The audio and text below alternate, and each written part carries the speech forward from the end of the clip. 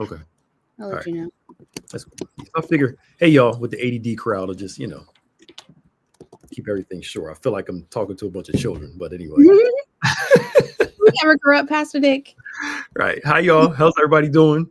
Welcome to another Maximize Monday. It is Monday, June the 16th. Um, we are so glad that you all have joined us today for another Maximize Monday. Um, thank God for each and every one of you for uh, joining us as we continue discussing some cool topics. I know we said we are going to talk about something this week, and I forgot what it was already. Uh, oh well, it'll come back, I guess. We should actually like listen, watch, or at least take notes, and Probably should. I might be able to find out real quick if you it'd be helpful. But let me try to multitask. no, it's okay. It's all right. We go through this every week. It's nothing. Of course, I'm Pastor Nick. That is Sister Maya right there. Hey guys. And just want to welcome you all for your first time watching. Whether you're watching live or you're watching replay, please type VIP in the chat. Let us know that you're watching today, where you're watching from. Excuse me. But also at the same time, for our normals that watch, welcome everybody. How y'all doing? Hope you have a great day. We had a great service yesterday for Father's Day. We haven't had a message like that from Bishop in a while. His Stung a foot, little bit. It stung a little bit. his foot was all in it. All in it. Yeah. Because men, I was thinking about this. Men know, if you can get a chance to watch it, go back and watch it. Men know when a woman's hustling them or trying to. I think the difference is when a woman's good to a man, he'll allow himself to be hustled sometimes. Mm-hmm. He's already going to do it for you anyway. He just kind of lets you go through the process of, that. But it was good, though. Worship was great. The drama skit was good. Yeah. And, it just all worked out great. So we probably can do some good stuff with all that, too. So it was a good time. We're getting ready for Power of God. It starts next week, right? Yep. POG starts next week, next Wednesday. If you haven't registered, please go and register. Go to POG.com. Go the number 2 POG.com. You can register, get more information there. Registration gets you classes during the day. If you can't come during the day, preferred seating at nighttime. If you can't register, come on to the evening services. Mm-hmm. We have preliminary service. I don't know what I call them that at 6, right? I'm sorry, say that again. You have those preliminary services at 6, right? For the first group, right? Mm-hmm. Yeah. 6 PM. and 7:30. Yeah, and then 7:30 service will begin. You want to come on out. We got, of course, Bishop will be with us. Pastor Jamal Bryant, Pastor YPJ, first time here. A lot of people online know him, and around the country, Bishop R.C. Blakes, and I see the faces right there, and it's just the name. We got John P. Key coming, J.J. Hairston, Smokey Norfolk. Oh, Matthew Watley is going to be with us, big down in the D.C. area, and also Pastor Jerry Carter will be with us, and we're just so excited about Power of God next week, but it'll be great. Yeah. We want you to be here for that as you check it out. So, hey, y'all. Welcome everybody that's coming in. We've been bantering, and I know we've been talking a lot about stretching and making yourself uncomfortable and learning how to move into the new and learning how to do something scared. For a video I'm getting ready to do, we taping tomorrow 11, right? Yes. Yep. We're going to tape tomorrow. We're going to start talking about the book of Joshua. And it's interesting that God says this very matter-of-fact phrase in the beginning of Joshua. He said, Moses, my servant, is dead. Basically, it's time to move on. Now, you notice he never told them, stop grieving. He said, I know you're grieving. He gave them 30 days to sit there and grieve Moses. He gave them time to just do nothing, but just kind of, sit with their grief and deal with it and work through it. But at a certain point, God told them, hey, y'all, you can't bury yourself in this feeling. You have to learn to stretch into something new. Yep. I think a part of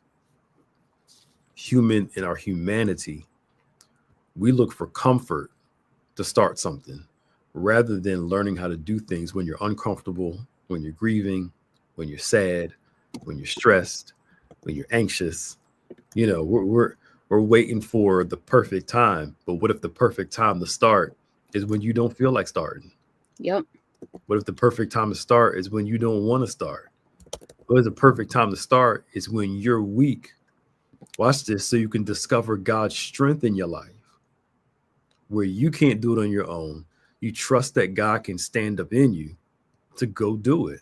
Mm-hmm. If you know it's God's will for you to go do it, he tells Joshua 2 or 3 times, be strong and very courageous. Be strong. I didn't tell you to stop grieving Moses. You're going to be sad that he's gone. I get that. So God knows how to deal with our feelings.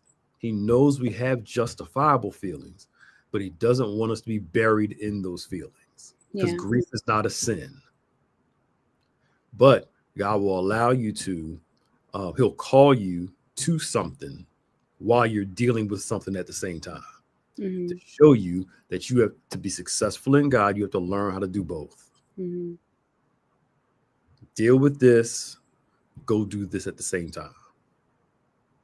Find your rest, find your breaks, but still take care of what you got to take care of. Yeah. So a part of stretching is learning how to conquer your emotions rather than allowing your emotions to conquer you.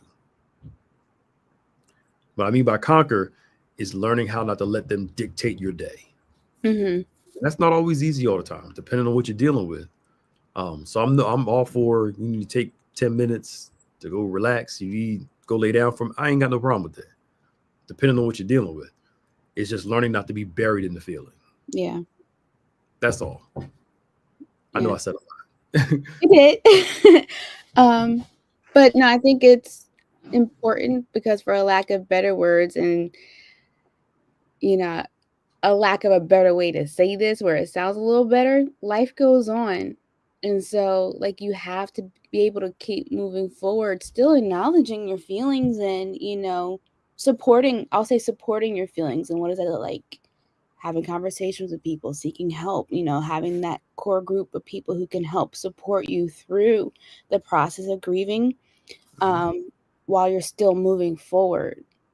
And it's not easy. It sucks. Like you said, you have your moments where you just don't want to do anything.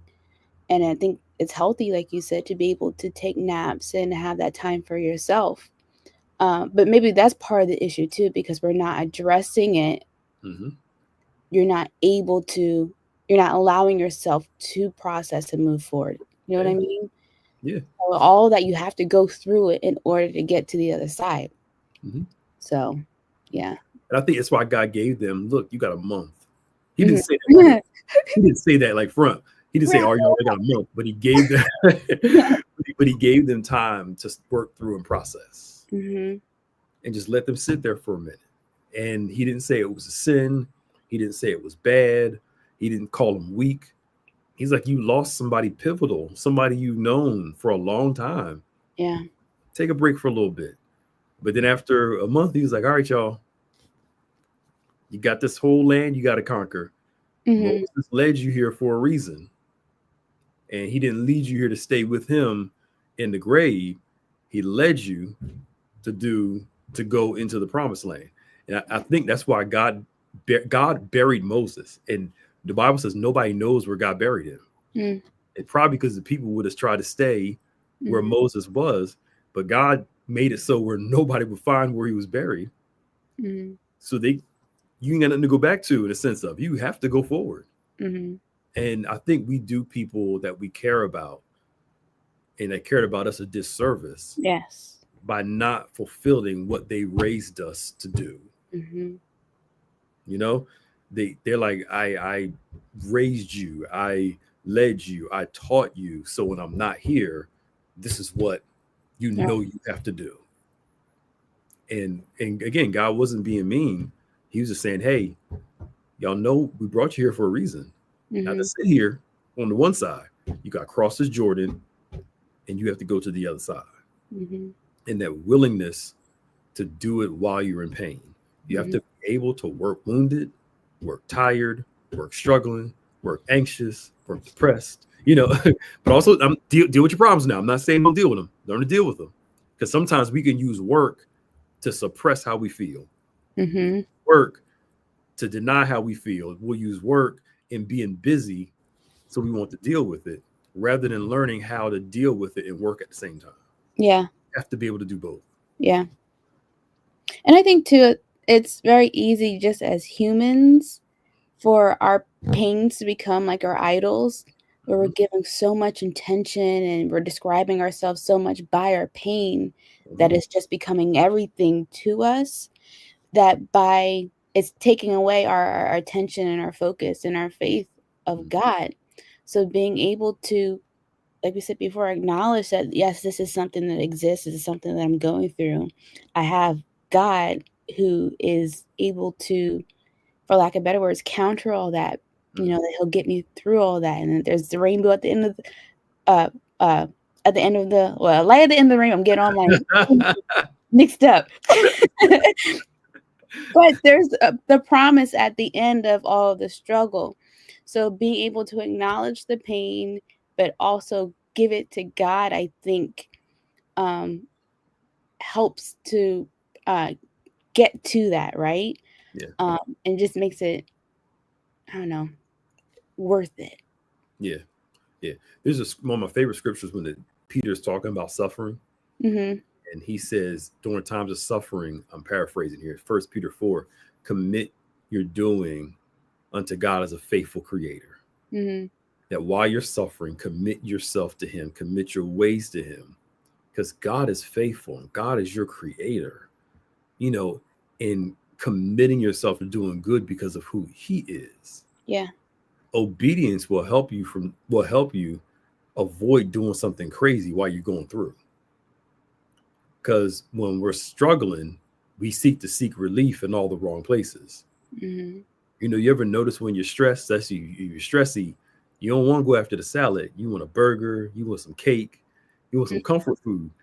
But the crazy thing is, a lot of those foods that we go after, use as an example, make you feel good in the moment, but actually make your mood worse later. Yeah. Because we're seeking relief and we want immediate relief rather than what can I do to help me with long-term relief. But and we can't be like Samson. Whenever we get in something, go running towards something that's going to hurt us later. Mm-hmm. But it's in our human DNA to avoid struggle, avoid feelings, and find reliefs because I don't want to deal with this anymore. And it sometimes gets real like that. You get tired of dealing with it. Whatever. Yeah, you get sick of it. You just do what I got to do right now just to survive. Mm-hmm. And people do that. They make mistakes. It happens. And it's not always going out running sinning, but it's maybe something that's just not good for you, healthy for you Yeah. at the time, because you're avoiding.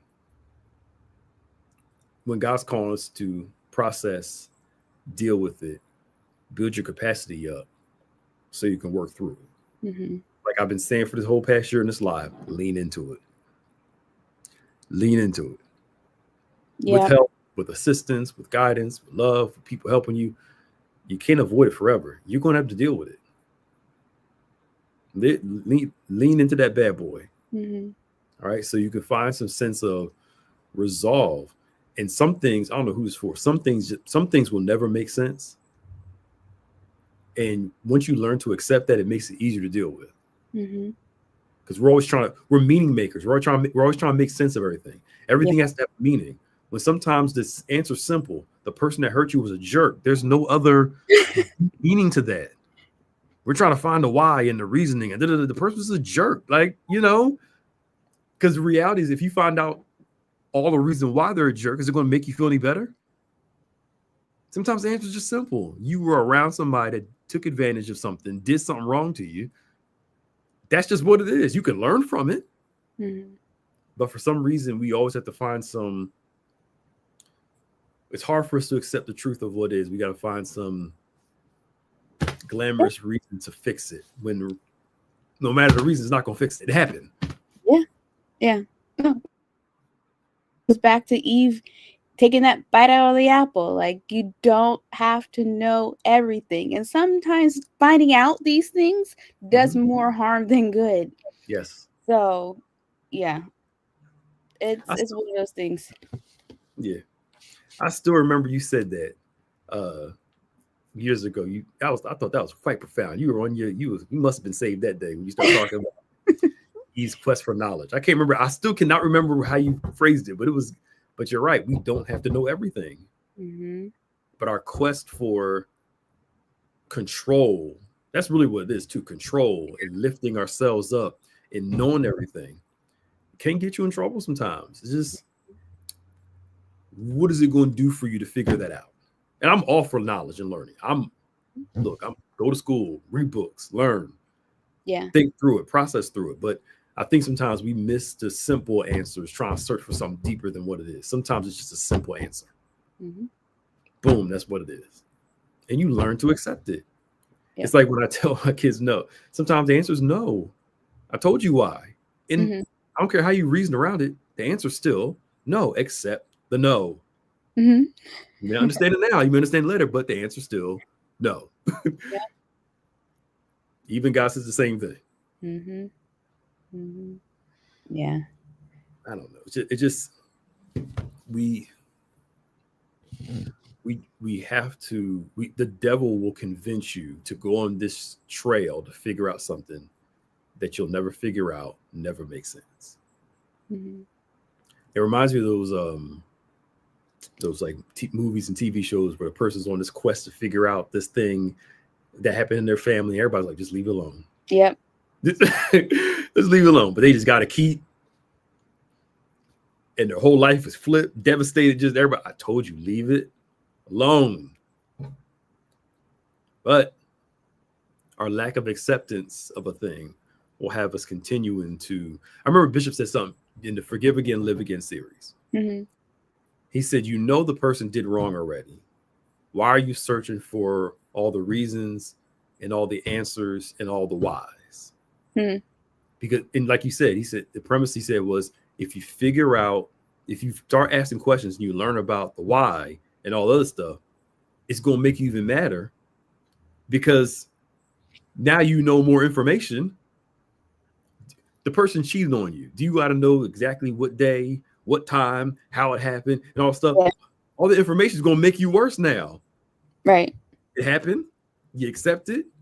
You deal with it and move on from it. Mm-hmm. So it just, but you're right. It's just that I gotta know, I gotta know, I gotta know isn't always the best thing for us. Nope. Because what is it going to do for you in the long run? Exactly. Exactly. Because at the end of the day, this is still what happened, and Mm-hmm. nothing's going to change that. And even Yeah. though there might be all these things that might make it make more sense, it still doesn't make it right. Mm-hmm. So, Yeah. Yeah. Because if you find out why, is the why going to make you feel any better? No, it's not going to do anything for you, but just make you even more upset. mm-hmm. So, I mean, I just, I don't Yeah, know. But again, life. yeah, right. But it's, I don't know how we got this far. We didn't even started talking about this. But it's the learning, the growing, you know, and learning how to accept what it is and move forward. Mm-hmm. Now I know the information.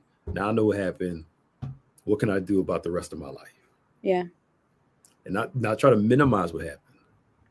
Not trying to act like it didn't happen. But how can I work through it so this won't be a deterrent? And I get it. Sometimes it's hard to deal with something. mm-hmm. If a painful event happened in your life, sometimes it's hard to deal with it.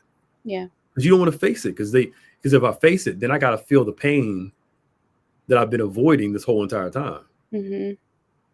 Because we start going through, what does it say about me that if this happened? What, we go through a myriad of thoughts, and some memories are hard to deal with. Yeah, You start breaking down, crying, going through it because you've been running from it, yeah, but you can't heal from what you run from all the time. mm-hmm. And like I said, I get it. It's hard to deal with certain memories and certain thoughts, but there are ways for people to help you work through them where it's not as bad. Yeah, There are people, I don't want to deal with it, and as soon as you start talking about it, Oh, that wasn't that bad. I told you. It wasn't going to be that bad. You just work through it. Just it's Yeah. not as hard as you think it is. You need that time to process through it all. Mhm. And I think what we did talk about last week is even having or accepting that there's different perspective to things. Yes. So like in the moment, you're seeing things this way, and yes, it's bad. And of course, it's all situational based, but like being able to have, like you said, those conversations with people to kind of walk you through it and maybe see things on the other end, not making it right, but to see, okay, maybe I took this a little bit harder than what Hmm. I needed to, so that you can then kind of backtrack in your end and figure out, okay, what's the root of this and what can I do to make it better so I don't find myself in this situation again.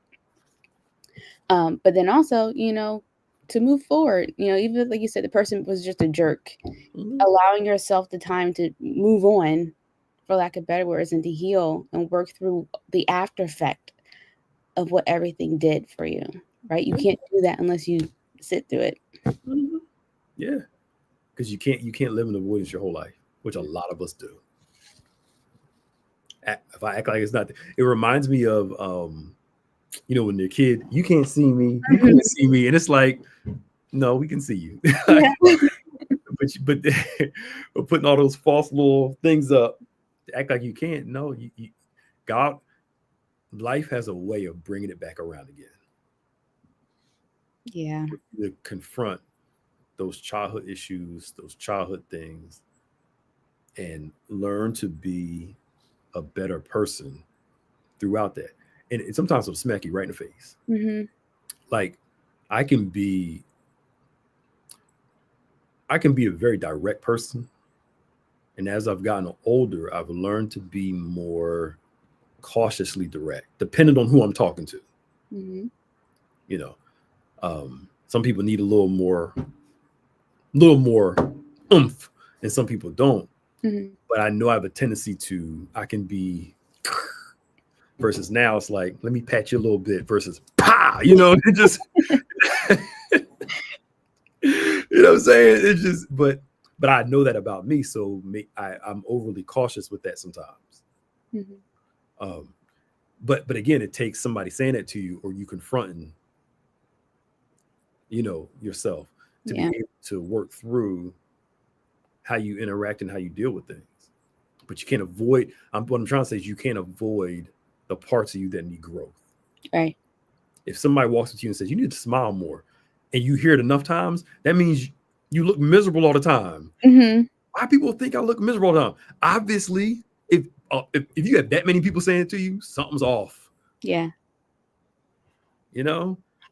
So this is what we said we were going to talk about last week. Okay. It says how to have hard conversations without attacking or feeling like you're being attacked.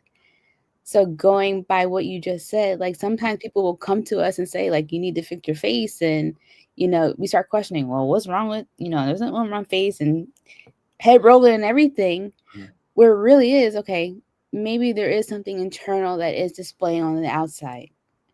What do I need to do in here to fix that? Because if everyone's telling me that this is an issue, Yeah. it's probably an issue. Yeah. We'll talk about that topic next week. We'll remember that because I want to get Yeah. dig into that more. 'Cause we're actually going to talk about that a little bit tomorrow in the Link Couples Ministry. Okay. Uh, but I think the premise is I lost my train of thought. Um, I think the premise is learning how to confront those things, Mm-hmm. deal with those difficult conversations, deal with yourself. Because we talked about this last week too. The things, your interactions with people are teaching you more about you than they are about the other person. Yeah. That's why Jesus says, deal with the plank in your eye before you deal with what's going on in somebody else's. And learning how to see that, because that's what I was going to say. We were talking about the face part, right? Mm-hmm. Last time I checked, the only time you can see your face or see your eyes when you look in the mirror, or you looking like now online, we can see ourselves. Mm-hmm. Outside of that, if people tell you your facial expression is this way, no, it's not. You don't see it. You don't see it because you're not looking in the mirror. And you, obviously, people see things we don't see. Mm-hmm. to make us aware of those things, those blind spots, so we can see them, so we can start making some adjustments. Something I was reading before we came on today, I'm going to look into it more, when Jesus talks about how your eye is the lamp to your body. There's some Greek, I got to go back over it, and it's been a while since I looked at it. Somebody can remind me. I'll look at it this week, talk about it next week, where it talks about the way we see things. Mm-hmm. That lamp, our eyes actually show the light in us or the darkness in us. Mm. That's why a lot of people, they look in your eyes and see either you lying, or whether your eyes are the gateway to your soul. Yeah. Your eyes are saying something. Your face is saying one thing, but your eyes are saying something else. And Bishop brought up this, like a man, you're not looking at his eyes. You're looking at what his mouth is saying, but not paying attention to what his soul is saying. Mm-hmm. Because our eyes say a lot. There's another one in Matthew where Jesus is telling a parable about the worker in the field. He gave all of them the same wage, even though some were working longer. And the ones that work longer said it's not fair. We should give us more money because we were here longer. And he basically said, the owner says, "It's my money. I can do what I want with my money." Number one. He said, number two, he said, "Is your eye that evil that you see my goodness as something bad?" He didn't say his goodness was bad. He basically told them, your perception of my goodness is bad. Mm-hmm. You think me being good to somebody else is something against you, when the issue is not what I'm doing. The issue is how you're perceiving what I'm doing. Because your eye is evil. You see me being good to other people as evil also. And that's the problem. Yep. It's not what we're seeing, it's how we're seeing it. He said, it's my right to do what I want to do with my money. And he said, didn't you agree to this wage? It's not their fault that you work the whole day and they only work for an hour. You agreed to this. Mm-hmm. Just like with salvation, you can't sit there and say, somebody got saved yesterday, they died, went to heaven. Oh, that's not fair. When I get to heaven, I was there longer. What? Seriously? But the issue is, if my eye is evil, if my eye is dark, that's what I see. Yep. If my eye is good, I see more goodness. But that starts with, Jesus says, what's in us that defiles us, not what we put in our bodies that defiles us. All right. It's almost 12:30. Yeah. That was good. It was good. Thank you for coming today. We do have Embrace class tonight at 7, online and in person. That's our new members class. Come on out and join us for that. Tomorrow at 7 o'clock, we have our Link Couples Ministry for our seriously engaged couples, as well as married couples. Tomorrow night at church at 7 o'clock. Meet us here. Of course, we have Bible study on Wednesday at 7 p.m. On Point on Saturday at 9. Sunday service on the 22nd. Then Power God starts next Wednesday. You want to register, go to POG, the number 2 POG.com. You can register there. There's all the speaker lineup. We're introducing Transform Nation to the world. Reverend Tyrus Bush, our pastor of worship, and the group.